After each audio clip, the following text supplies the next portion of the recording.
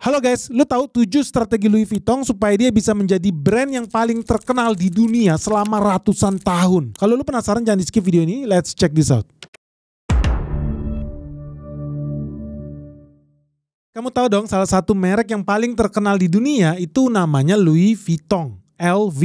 Semua orang itu bermimpi untuk bisa membeli produk-produknya LV. Bahkan selebritis ternama yang ada di Indonesia maupun yang ada di luar negeri, ya mereka semua pengen banget dan suka banget untuk membelanjakan duitnya untuk membeli produk-produk dari Louis Vuitton. Nah, kenapa mereka suka banget dengan LV? Apa sih yang membuat LV ini begitu menarik? Dan paling penting, kok Benix bahas Louis Vuitton buat apa? Karena kita channel investasi. Kalian harus tahu, LV itu begitu luar biasa besar sampai mereka punya market cap alias valuasinya itu bisa mengalahkan bank-bank besar yang ada di Indonesia. Teman-teman tahu, per detik ini valuasi Louis Vuitton itu ada di 5.500 triliun alias 5,5 kuadriliun. Ini jauh lebih besar dibandingkan emiten di IHSG yang paling keren yang namanya Bank BCA. Valuasinya sekarang cuma sekitar 1 kuadriliun. Artinya valuasi LV ini 5 kali lipat lebih besar dibandingkan Bank BCA.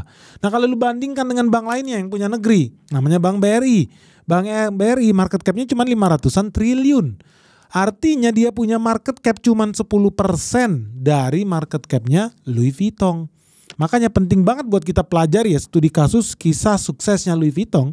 Ya harapannya ya supaya ya ada nih perusahaan di Indonesia yang bisa membangun bisnisnya lebih besar bahkan dibandingkan Louis Vuitton. Nah, buat teman-teman yang penasaran ya, yang menikmati kekayaan terbesar tiap kali lu beli tasnya Louis Vuitton itu sebetulnya bukan lagi keluarga Vuitton, tetapi keluarganya Bernard Arnault. Kenapa? Karena dia udah beli sahamnya Louis Vuitton.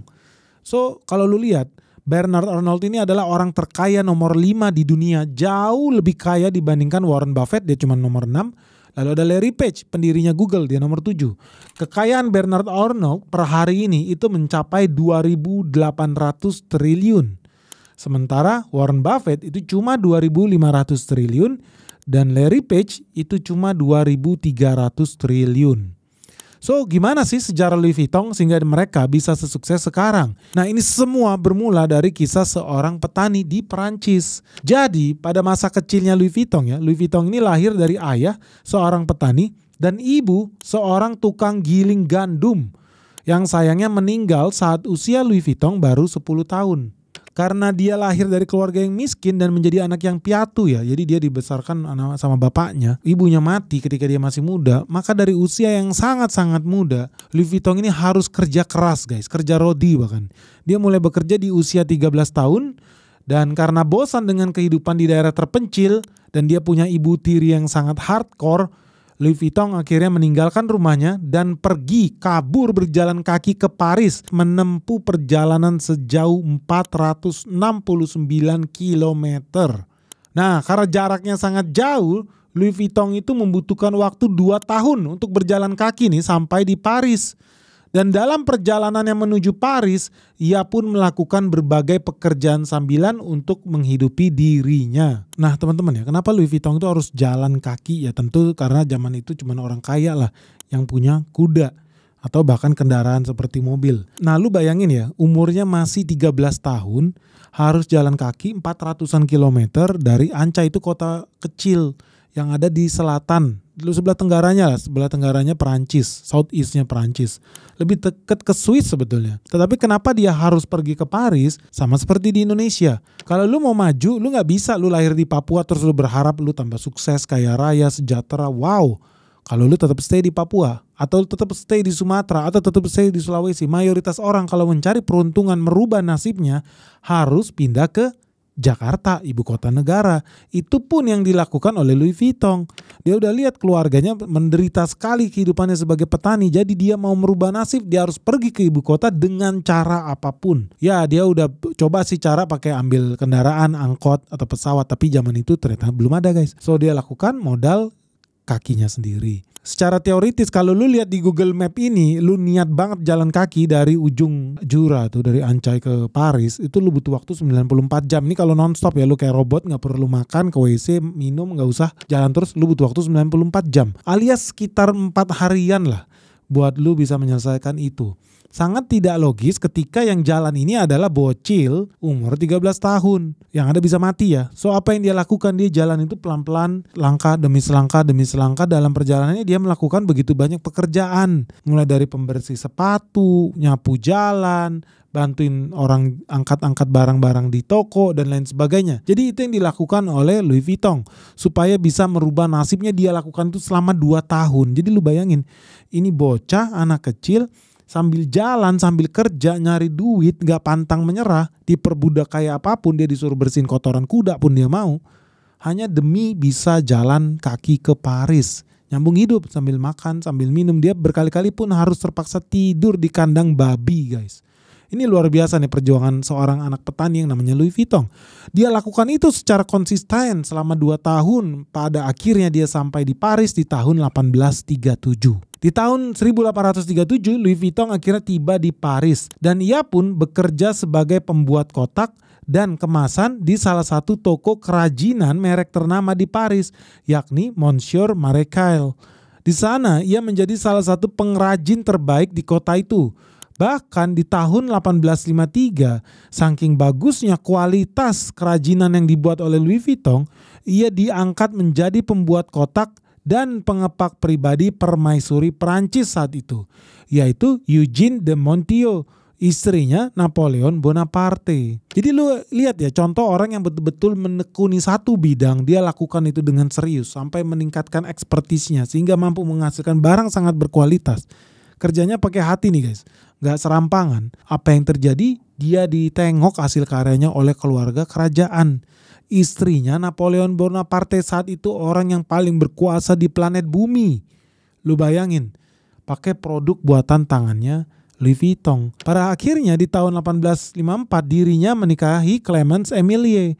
Ini membawa cuan nih buat dia karena dia kemudian berani untuk mendirikan tokonya sendiri. Sampai pada akhirnya di tahun 1867 dirinya dianugerahi medali perunggu oleh sebuah pameran yang diselenggarakan oleh Napoleon Bonaparte. Jadi di sini kita bisa lihat ya bagaimana kegigihan Louis Vuitton ini buat merubah nasibnya.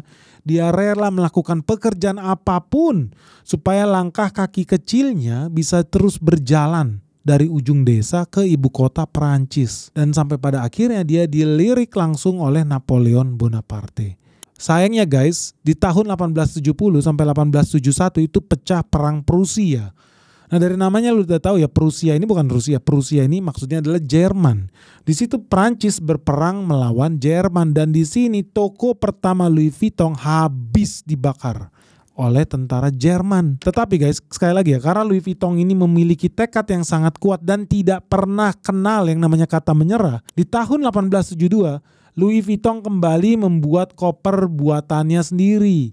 Dan dia mengenalkan koper terbarunya yang berhasil menarik minat para kaum elit. Dan kemudian di tahun 1889, Louis Vuitton kembali memenangkan penghargaan bergengsi yang membuat mereknya semakin terkenal di kalangan elit Eropa. Hingga pada tahun 1892 Louis Vuitton meninggal dunia, barulah di sana anak laki-lakinya George Vuitton mengambil alih toko Louis Vuitton. Dan George Vuitton di tahun 1900 berhasil menumbuhkan bisnis LV sampai dia memiliki karyawan lebih dari 100 orang. Dan ini dilanjutkan guys, sampai mereka kemudian di tahun 1914 berhasil buka toko baru lagi di jalan raya yang sangat terkenal di Paris, Prancis yang namanya Champs-Élysées. Ini jalan yang sangat lebar kayak Broadway dan di situ dia berhasil buka toko, harganya sangat mahal dan dia berhasil membangun Louis Vuitton menjadi brand tas yang paling populer hingga saat ini. So gimana sih strategi Louis Vuitton sehingga dia berhasil menjadi brand mewah yang bertahan hingga 100 tahun lebih? Yang pertama itu konsisten dengan produk berkualitas terbaik. Salah satu kunci mengapa LV bisa bertahan lama sejak zaman revolusi Prancis hingga saat ini adalah karena LV memproduksi barang-barang mewah dengan kualitas yang sangat baik. Terlebih karena produk-produk LV juga diwajibkan melewati proses quality check yang sangat panjang. Salah satu contohnya gini guys, sebelum tas LV itu dijual sama lu ya, tas LV itu wajib tahan beban. Jadi tas-tas tangannya LV yang buat cewek-cewek itu diisi barang beratnya sampai 3,5 kilogram lebih, digoyang-goyang dan nggak boleh rusak, nggak boleh kendor benangnya. Itu dicek quality checknya. Dan mereka juga wajib tes buka tutup resleting tas LV kamu itu sampai 5.000 kali minimal. Kalau terjadi kerusakan, resletingnya rusak, benangnya kendor, gagangnya lepas, tuker bikin baru. Nah itu standar kualitas Louis Vuitton, itu betul-betul luar biasa, dicek. Bukan hanya bikin tas langsung dijual, enggak. Mereka cek, dites beratnya, dites resletingnya, dites bahannya. Itu semua dilakukan karena Louis Vuitton memiliki standar yang sangat tinggi. Nah yang kedua, ciri khas LV itu dibuat dengan handmade. Jadi bikinan tangan dengan bahan baku yang paling bagus. Jadi selain LV terkenal karena membuat produk yang berkualitas, mereka juga terkenal karena semua bahan baku yang digunakan merupakan kualitas terbaik. Proses pembuatannya pun masih handmade. Sehingga setiap detail produknya amat diperhatikan. Diketahui produk LV dibuat menggunakan teknik kulit khusus. Sangat tidak main-main guys. Total proses yang dilewati selama produksi barang LV ialah 350 bagian yang berbeda. Mulai dari tahap pemilihan kulit sebagai bahan baku hingga proses kontrol kualitas akhir. Jadi setiap bagian kulit yang akan digunakan untuk produksi harus dipoles 2 kali sehari dengan batu akik. Jadi bisa menciptakan efek glasir yang amat halus pada bagian permukaannya. Jadi teman-teman bayangin ya, lu kalau pegang tas kulitnya Louis Vuitton itu beda dengan tas-tas kulit pada biasanya yang kayak kasar-kasar gimana. Tapi tas kulit Louis Vuitton itu harus dipoles 2 kali sehari. Ini udah kayak minum obat ya dari dokter ya, lo harus poles 2 kali sehari dan jenis batu akiknya pun dipilih hanya yang kualitas terbaik. Dan ini melahirkan apa? Syarat yang ketiga, LV memiliki identitas merek yang sangat kuat. Jadi salah satu strategi bisnis yang dilakukan oleh LV untuk menjaga kelanggengan mereknya sejak dahulu kala hingga saat ini, yaitu menciptakan branding atau identitas merek yang kuat. Dalam hal ini, LV menggunakan logo, simbol, atau monogram merek yang didesain khusus untuk merepresentasikan brand mereka. Jadi pelanggan sudah bisa mengenali produk Louis Vuitton hanya dengan melihat signature yang ditandai dengan inisial LV. Maksudnya gini guys, ini punya brand yang sangat kuat itu kayak lu melihat monogram LV itu yang warnanya coklat tua dengan coklat muda, selang-seling seperti papan catur. Orang kalau lihat itu saking kuatnya brand image LV, dia udah tahu oh itu LV. Nggak perlu dia pun tulis Louis Vuitton, orang udah lihat monogram coklat muda, coklat tua, papan catur, oh itu LV. So begitu powerfulnya brand image-nya LV. Ya salah satunya juga karena tasnya mereka di era zaman perang Eropa dulu, orang-orang elit kalau pergi liburan segala macam itu tasnya itu kan sering dilempar-lempar sama kurir karena naik kereta kuda. Dan salah satu tas yang bertahan ketika dilempar-lempar itu ya tas buatannya LV. Jadi memang mereka terkenal mempunyai tas khusus koper ya pada saat itu, punya kualitas yang sangat-sangat baik karena daya tahannya itu sangat tinggi. Nah, di era sekarang masuk era digital ya, LV itu bisa tetap relevan dengan zaman. Kenapa? Bentar guys. Sebelum kita lanjut videonya, good news guys, Sekolah Saham BNX season 7 kembali dibuka nih. Jadi buat teman-teman yang belum sempet join yang season 6, kita sekarang udah masuk ke season ke-7 dan ini seru banget karena tahun ini kita membahas tentang energi terbarukan. So teman-teman tahu nggak, orang kalau ngomong energi di Indonesia ini cuma ada batu bara atau minyak bumi. Tetapi sekarang kita udah masuk ke era di mana saham-saham perusahaan yang prospek itu justru datang bukan dari batu bara lagi, tapi dari energi terbarukan. Dan banyak loh sebetulnya energi terbarukan. Ada lu ngomong minyak sawit, ada namanya gas bumi, ada namanya tenaga surya dari matahari, termasuk tenaga air. Dan masih begitu banyak lagi yang belum kita bahas. Nah makanya di season 7 ini kita akan membahas saham-saham yang sangat prospek, investasi yang menurut gua sangat menarik buat kita pelajari bersama. Hanya di Sekolah Saham BNX season 7 tentang emiten-emiten dan prospek yang luar biasa dari sektor energi terbarukan. Makanya jangan sampai ketinggalan guys. Segera buruan daftar karena kita ada promo nih, diskon 25% hanya untuk 50 orang pertama yang daftar sebelum 25 April 2025. So tunggu apa lagi guys, buruan yuk, segera hubungi nomor handphone yang ada di bawah ini atau www.sekolahsahambenix.com. Karena dia sering banget melakukan strategi yang keempat, bermitra dengan orang-orang terkenal. Ini penting karena dia melihat akhirnya brand kita bukan lagi dikenal karena ketangguhannya, tetapi dikenal karena kualitasnya dan orang-orang penting yang menggunakannya. Selebritis, bahkan istrinya Napoleon Bonaparte pakai tas merek LV, lu bayangin.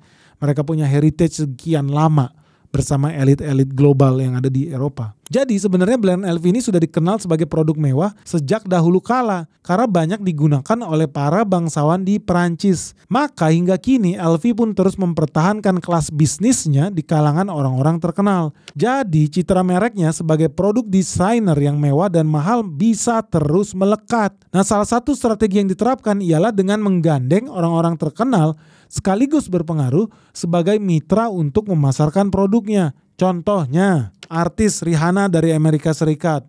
Lalu ada Lisa Blackpink tuh dari Korea Selatan, sampai di orang Korea loh, di endorse sama perusahaan Perancis. Lalu ada Emma Watson, bintang film Hollywood, dan masih banyak lagi lah. Mereka semua diundang dan diajak untuk bekerja sama dengan LV. Dan satu yang paling penting guys, karena udah tahu brand image-nya seperti apa, brand positioning-nya seperti apa, mereka akhirnya menerapkan strategi yang kelima, yaitu apa? Menjaga eksklusivitas merek dengan tidak pernah memberikan diskon. Oh ini ekstrim, banyak orang yang suka nunggu yang gak ngerti ya. Mereka tunggu liburan Natal, tunggu tahun baru, tunggu lebaran, supaya toko LV itu yang di Pacific Place itu mau ngasih diskon. Tidak ada bro, yang namanya LV itu tidak ngasih diskon. Karena apa? Itu masalah merek, bukannya mereka gak mau penjualannya naik, no. Tapi mereka mau menjaga eksklusivitas produk mereka. Kenapa mereka berani melakukan itu? Karena semua produk yang dihasilkan LV merupakan barang dengan bahan baku terbaik dan melalui proses produksi yang berkualitas tinggi. Tidak hanya itu juga loh, eksklusivitas sangat amat dijaga dengan cara mengembalikan semua produk yang tidak laku ke pabrik di Perancis. Mau itu tas, baju, sepatu, pokoknya lainnya yang gak laku lah. Itu bakal dipulangkan ke pabrik untuk dihancurkan. Nah strategi ini yang gak banyak dilakukan oleh brand-brand kelas menengah ya. Kayak banyak tas-tas kelas menengah kalau lu tau lah kayak Kate Spade, Coach apa segala macam itu bernyali tinggi tuh. Dibanding barang yang gak laku udah ganti season kita kasih diskon lah. Tapi gak begitu kalau lu ngomongin LV. Oke tasnya gak laku gimana bos? Bakar, buang, hancurkan. Kenapa gak dikasih diskon? Jangan, justru bagus. Kalau dibakar jadi barang langka. Kalau lu jual diskon makin banyak orang yang pakai tas LV. Jadi nggak keren lagi nih barang kalau semua orang jadi bisa pakai. So lebih baik dibanding kita buang ke barang diskon, toko-toko diskonan, lebih baik barang kita hancurkan. Oh hebat ya.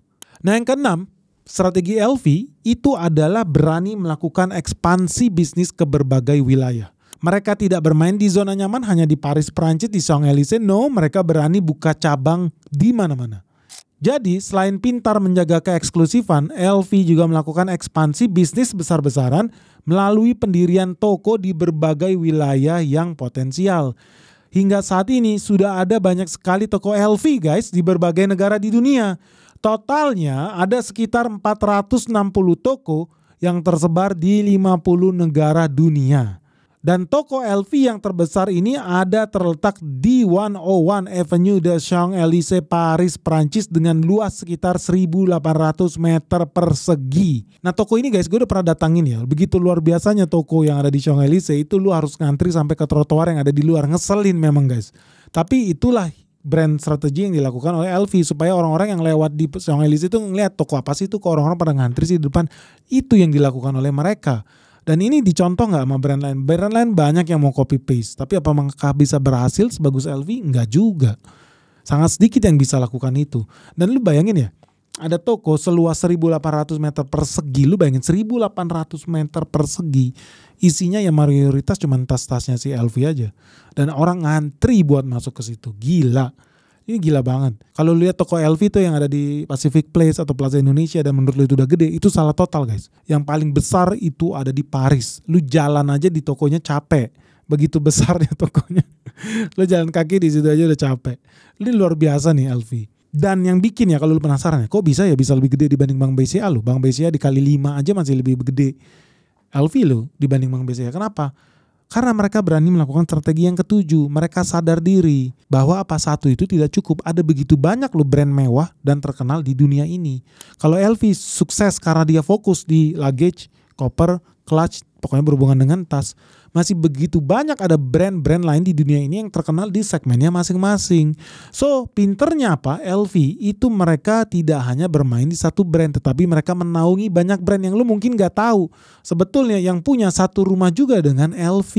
Yaitu apa? Kita ngomong di bisnis fashion sama leather lah, bisnis kulit. Selain LV, mereka juga punya sister company nih yang namanya Christian Dior, Fendi, Celine, Givenchy, Louis, Kenzo, Berluti, Marc Jacobs, Loro Piana, Acqua di Parma, termasuk Rimowa. So teman-teman lu kalau beli koper kan udah tahu koper paling mahal, salah satunya paling gampang juga dipakai, simple itu namanya Rimowa. Ternyata Rimowa itu satu rumah dengan Louis Vuitton. Wow, who knows? Bukan cuma sampai di situ, lu suka minum wine yang berkualitas, spirit yang berkualitas. Lu ada Mood, ada Viv, Clicquot, ada Dom Perignon, ada Hennessy, ada Renard, ada Mood Hennessy. Itu semua merek itu sama. Bahkan saking hebatnya ya, mereka akuisisi si Louis Vuitton ini, bikin perusahaan joint company namanya LVMH sekarang. Orang kalau bilang perusahaan Louis Vuitton itu bukan Louis Vuitton lagi, tapi LVMH, Louis Vuitton Moët Hennessy. Kenapa? Karena ternyata duitnya lebih banyak nih pebisnis wine ini. Dan mereka pun ekspansi sekarang, bukan hanya main di fashion, leather goods, bukan hanya main di minuman alkohol berkualitas tinggi. Mereka sekarang juga udah masuk ke bisnis yang berhubungan dengan jam tangan mewah.